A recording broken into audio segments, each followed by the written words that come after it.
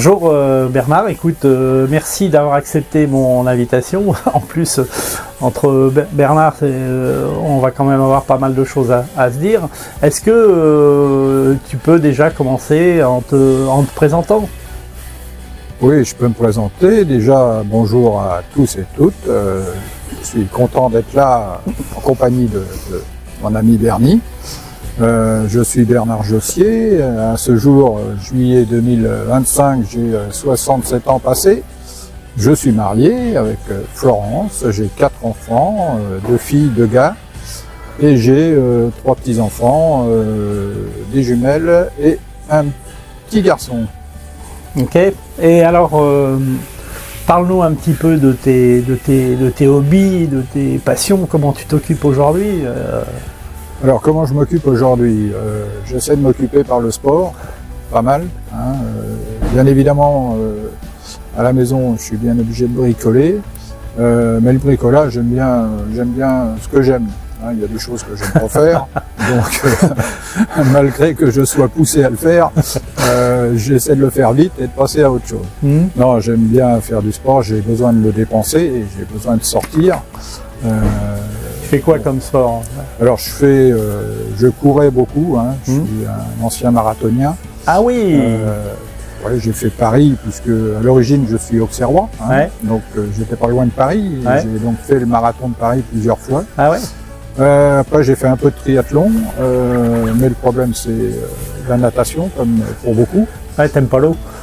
Si, j'adore l'eau, mais je me déplace pas très vite dans l'eau, hein, donc c'est ça le problème. Alors je me récupérais sur le vélo et sur la course à pied, mais enfin bon, c'était la lacune, c'était la natation. D'accord, d'accord. Je fais beaucoup de vélo. Hein, j'essaie maintenant d'en faire tous les 2 jours parce que j'ai pris pas mal de poids là et il faut vraiment que je réduise ce poids. Donc le vélo, la course à pied, j'en fais de moins en moins, hein, c'est de plus en plus dur.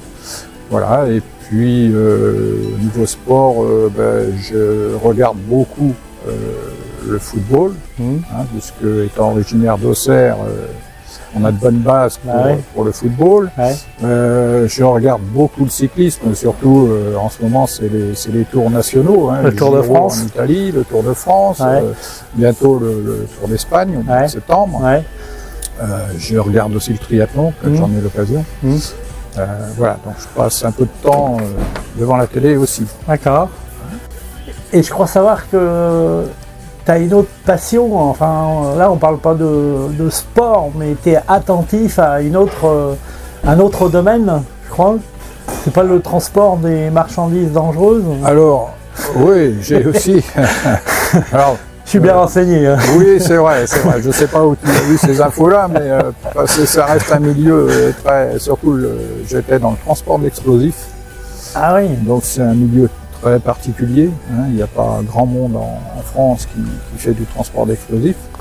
Et j'étais chargé justement de trouver des transporteurs pour transporter des détonateurs, du cordeau détonnant, de la poudre, etc. etc. Et bon, par route, ça partait partout en Europe. Donc ça, c'est le transport routier, c'est une passion, hein, depuis toujours.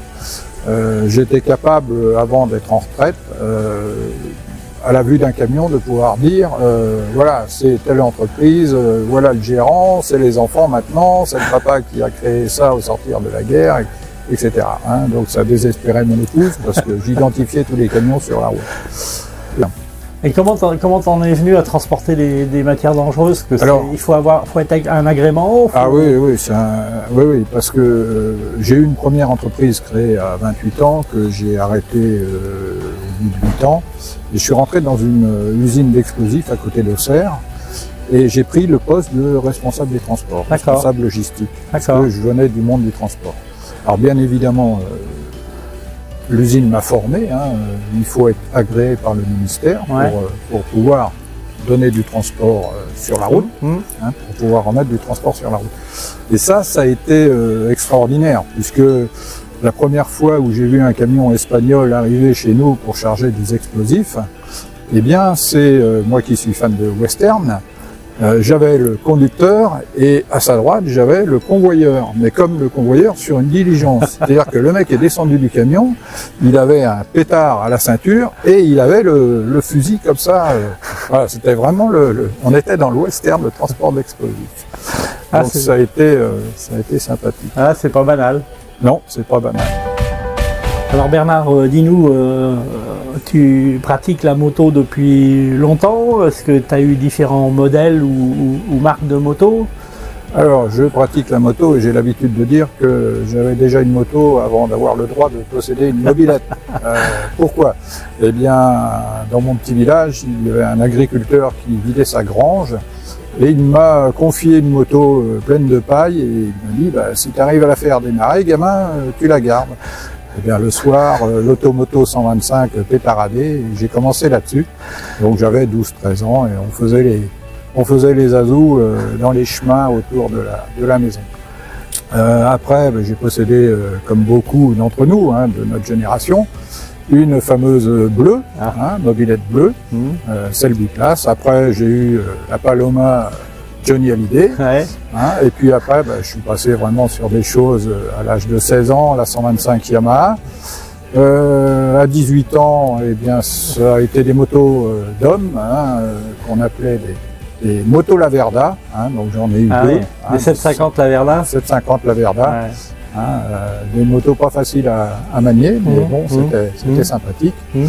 Et puis après, je suis passé sur Kawasaki, donc Kawasaki Godier Genoux, et j'ai terminé ces années passées sur une 1400 ZZR, à 200 chevaux, donc ça déménage un peu. Après, j'ai arrêté parce que j'ai dit, bon, là, c'est plus possible, donc je suis passé chez Harley, et j'ai commencé par une petite Dyna Super Glide, une machine très sympathique, mais on roule toujours à deux avec mon épouse, donc il fallait monter en gamme et on est passé sur l'Electra, l'Ultra Limited.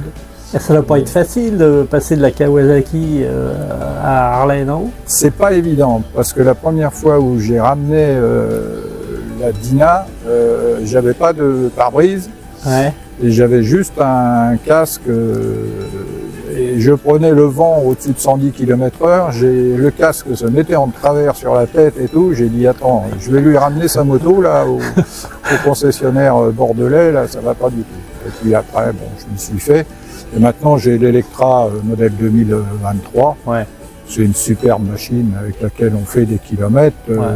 À l'heure actuelle, à fin juin, j'avais déjà fait plus de 11 000 km cette année. C'est une machine de retraité, quoi.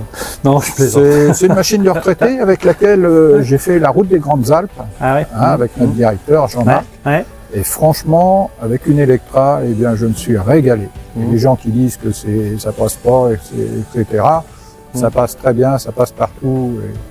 Et tu étais déjà, parce que tu as eu un parcours motard important, t'étais déjà dans un club, dans ta région, dans le Morvan ou... Oui, alors du côté d'Auxerre, j'étais adhérent d'un club de moto ancienne et pour ça j'avais une Puch 150 TL 2 temps, marque autrichienne, avec laquelle on faisait des hivernales chaque année dans le Morvan au mois de février.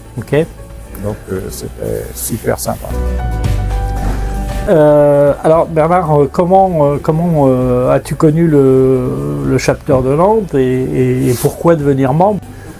Alors comment je suis arrivé au NOCF, disons qu'avant Nantes j'étais sur le chapter de Bordeaux.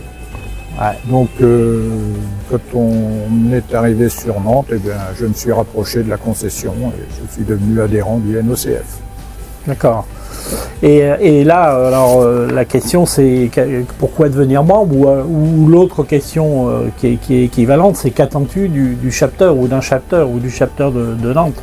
Alors pour moi, l'adhésion à un chapter, c'est déjà dans un premier temps un espace de solidarité, de fraternité.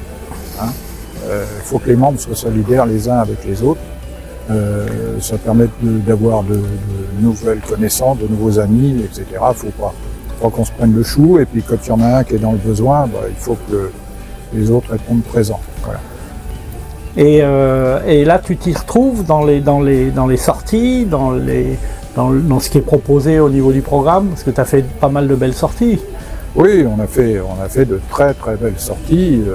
La dernière en date, c'était c'était l'Andalousie, mais on a fait aussi Budapest pour les 120 ans de la marque Harley-Davidson. Là, il fallait y être. On a fait la route des Grandes Alpes. Enfin, on sort régulièrement, mais sur de grands périples. Et ce qui serait souhaitable, hein, dans la mesure du possible, c'est que ces sorties telles que la Corse, par exemple, telles que la route des Grandes Alpes, telles que l'Andalousie ou d'autres à venir, puisque nous avons fait la reco sur le Portugal cette année, eh bien, c'est que ces sorties soient remises au calendrier tous les 2 ans, reprises par peut-être d'autres road captains, etc. Mais ça serait sympathique. D'accord. Est-ce qu'il y a un événement ou une sortie, une manifestation qui t'a particulièrement marqué au chapter? Étant motard, enfin biker sur Harley-Davidson, je voulais à tout prix que nous soyons à Budapest aux 120 ans de la marque. Ouais. Il fallait y être, ouais. Hein, c'est certain. Ouais. Après, oui, on a fait l'Andalousie magnifique, hein, avec Sanchez. Et Budapest, c'était comment alors? Alors, tu veux l'anecdote sur Budapest Non, je veux juste savoir pourquoi tu avais vraiment l'envie, parce que c'était les 120 ans, parce que c'était un rassemblement européen Parce que c'était les 120 ans de la marque, ouais. Il fallait y être, parce que j'ai pas fait les 110 ans, je n'étais pas encore sur Harley, je ne sais pas si je pourrais faire les 130, donc les 120, il fallait y aller, hein, il fallait rouler, puis moi j'aime rouler au long cours, donc ça m'allait bien. Ouais. Par contre, lorsque nous sommes partis à Budapest, le samedi matin, il faut savoir qu'à midi, sur l'autoroute à Bourges, j'ai claqué mes roulements de roue.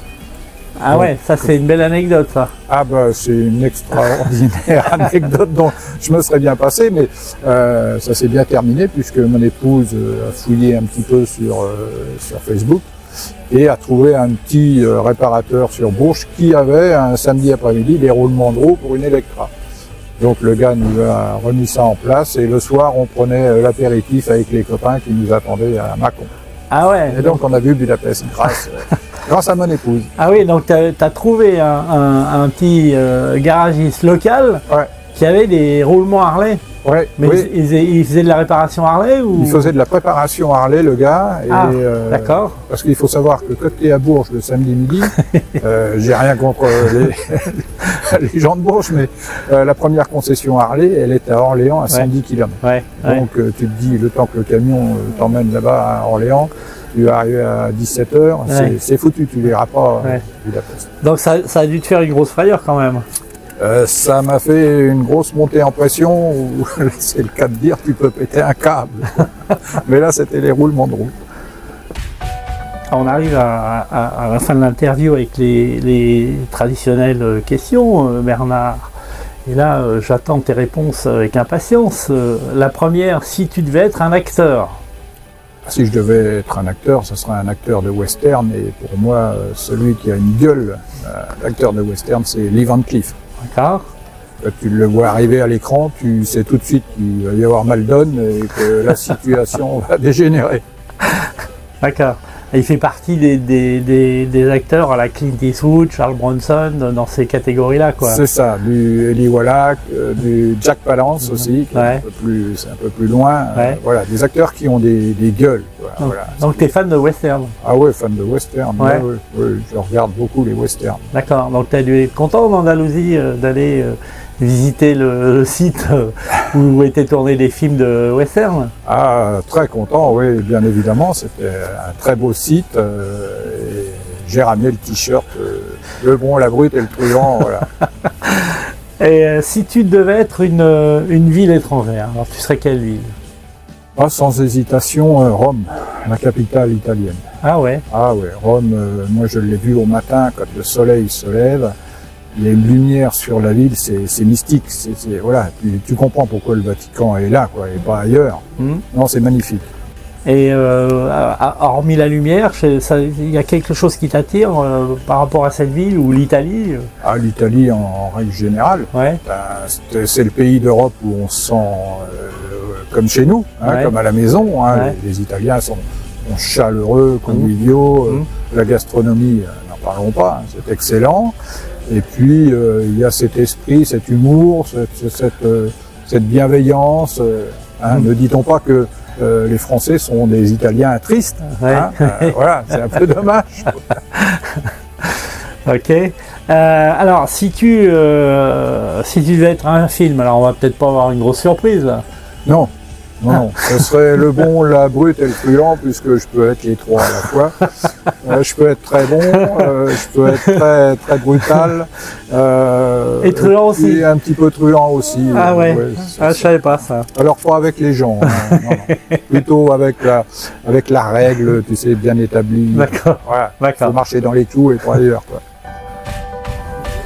Alors pour finir, Bernard, une phrase ou une citation qui pourrait te définir ou qui te correspond ou que tu aimes. Ah, c'est une citation, bon attention, c'est pas de la haute voltige, hein, mais c'est du Coluche, hein, désolé, c'est ma génération, c'est comme ça. C'est la citation, vous n'êtes pas responsable de la tête que vous avez, mais par contre vous êtes responsable de la gueule que vous faites. Et ça s'applique à pas mal de gens qui font la tête. Ah oui, c'est bon, super. Bah écoute, merci Bernard d'avoir joué le jeu pour cette interview. On a découvert quelques pépites quand même, je suis content. Voilà, bah, je te dis à bientôt. Eh bien écoute, merci Bernie, hein, d'avoir insisté. Ça a été un moment de plaisir à partager. Et puis, bah, écoute, j'espère qu'on va tous vous revoir sur la route, hein, ou à la concession, mais qu'on va encore passer de bons moments ensemble. Voilà. Merci Bernie.